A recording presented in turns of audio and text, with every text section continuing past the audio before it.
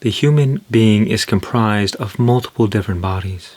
We have a physical body in the material world, an emotional body, a mind body on the mental plane, the soul body in the spiritual or the astral realm, and consciousness that is beyond all form.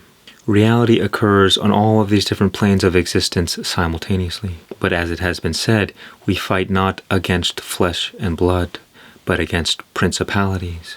In this sense, principalities means energies from higher planes of existence in the spiritual and astral realms. Carl Jung once said, "People don't have ideas, ideas have people."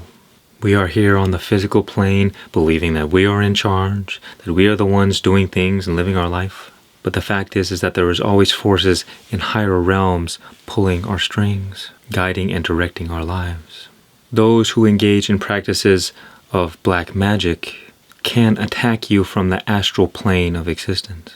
However, we must fundamentally realize that there is only one demonic force working through everybody. So when a person is seduced into engaging in black magic, it is theoretically that same demonic force that will come to try and attack you. First off, as scary as it sounds, I wouldn't let the fear in. Fear is the number one fuel source for the demonic. If fear is not available, any negative emotion will do. Shame, guilt, hatred. But let's explain how this game is played so you can protect yourself from any black magic or demonic attack. You see, the demonic force has no power of its own, so it has to steal power from individuals. But this demonic force that I call the monster mind has to abide by certain universal laws. The monster mind cannot simply take your energy. It's not allowed to infringe upon your free will, so it will manipulate and coerce you into giving it your consent of your own free will. Like a vampire that has to ask your permission to enter your home, you welcome it in. If you refuse to welcome it in, it cannot hurt you.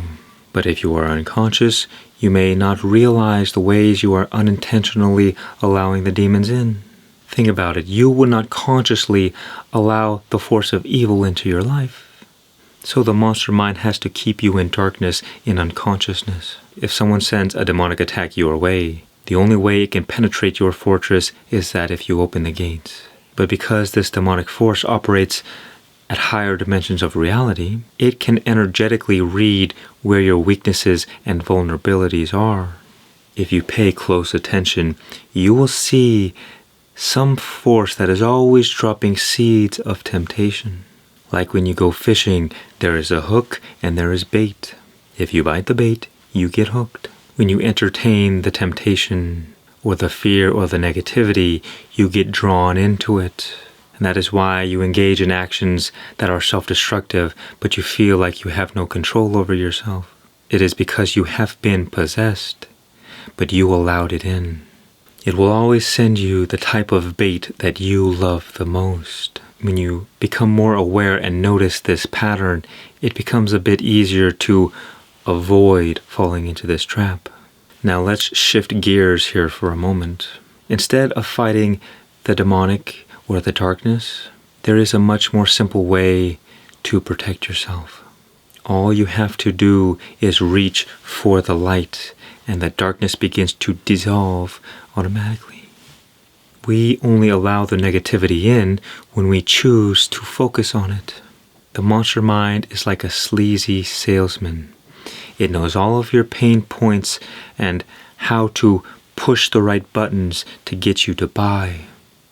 But at the end of the day, it cannot sell you anything if you do not purchase. If you have negative thoughts, the only way they have any power over you whatsoever is if you begin reacting and ruminating on them. If somebody says something that triggers you, the only way they have any power over you is if you react. We must understand that energy is the force of life, and that the mind is a tool that directs the flow of energy. So the more attention we give to negative thoughts, for instance, we give our life force to the thoughts, and they grow stronger and we grow weaker. If we continuously feed the demonic, we get weaker and the force gains more and more power over us, which is why we get possessed.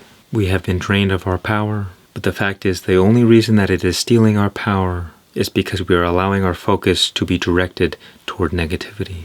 And we only focus on negativity because we get tricked into doing so. As Muji once said, a thought has no power over you, but you give your power to the thought through your identification and belief.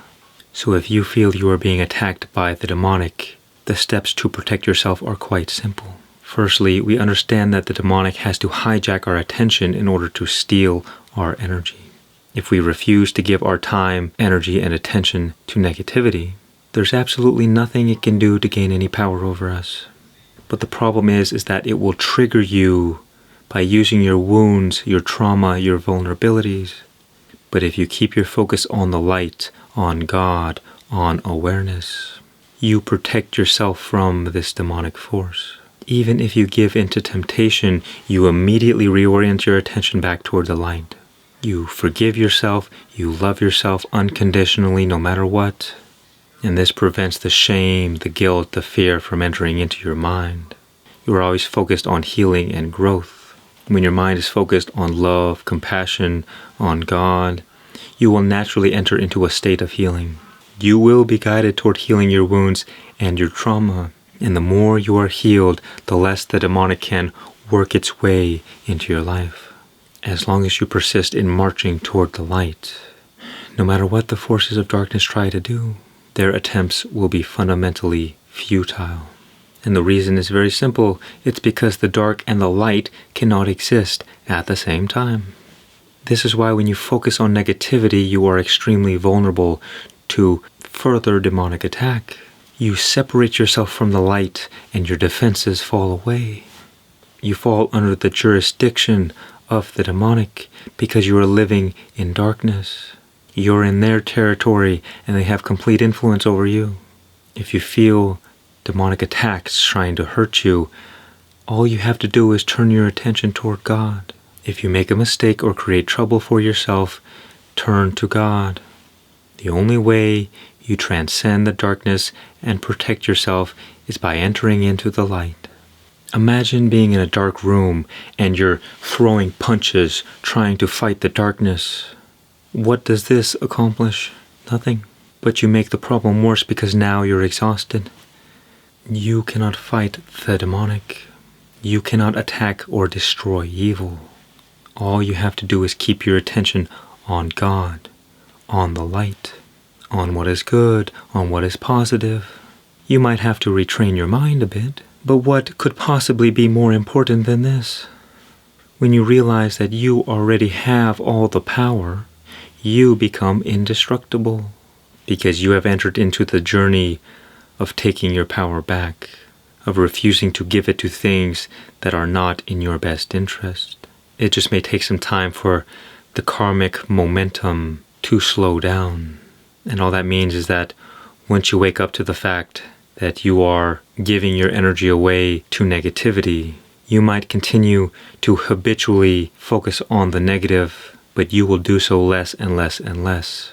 The habit just needs to take time to fall away. So forget the problems, forget the demons, forget the attacks, forget the evil, forget the fear and the negative emotions. Because for every moment that you focus on what is wrong, you are taking your attention away from that which is right. For every moment you focus on negativity, you are ignoring what is positive. For every moment you focus on evil, you take your attention away from God. The darkness has no power over the light. All you have to do is point your attention in the right direction.